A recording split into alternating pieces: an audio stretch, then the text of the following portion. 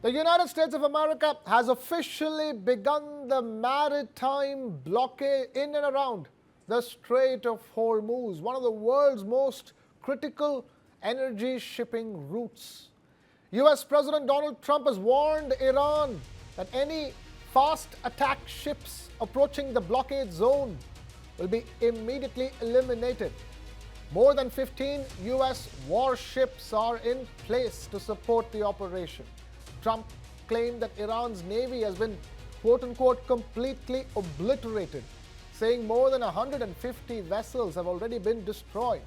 Iran has strongly rejected the move, calling US restrictions on vessels in international waters illegal, and warned that it could implement a permanent mechanism to control access to the strait if a blockade is enforced. Iran's foreign ministry spokesperson Esmaeil Baghaei has criticized the US blockade and said, and I quote, "Can an illegal war of choice be won through a revenge of choice against the global economy?" Meanwhile, the United Kingdom Maritime Trade Operations has issued a regional advisory warning of maritime access restrictions affecting Iranian ports and coastal areas across the Arabian Gulf, Gulf of Oman, and the Arabian Sea as well. The advisory said transit through the Strait of Hormuz to or from non-Iranian destinations is not currently impeded, but vessels may face military presence and inspection procedures during passage. Meanwhile, the International Maritime Organization said no country has the legal right to block shipping through international transit straits like Hormuz. The European Union's foreign policy chief Kaja Kallas called the situation a clear moment for building a strong international coalition to protect maritime security and ensure free navigation. China has also warned that the current ceasefire remains very fragile and urged the international community to maintain momentum towards peace talks and avoid steps that could escalate tensions further.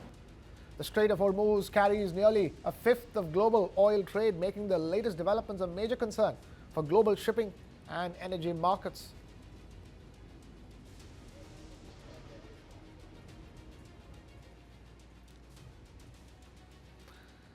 And the latest breaking news that's coming in, the United Kingdom and France are set to co-host a summit of international leaders this week to address the crisis in the Strait of Hormuz.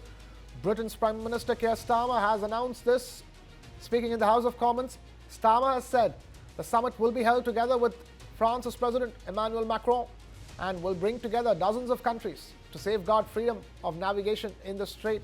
He said the talks will focus on diplomatic pressure to secure a negotiated end to the conflict and reopen the shipping route, along with military planning to reassure commercial vessels once conditions stabilize.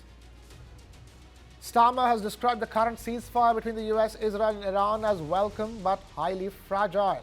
On the US blockade announced by US President Donald Trump, Starmer made it clear that the UK will not participate in the blockade and will instead focus on reopening the Strait of Hormuz. He said restoring shipping access through the strait is critical because of the damage the disruption is causing to global economies, including Britain's own.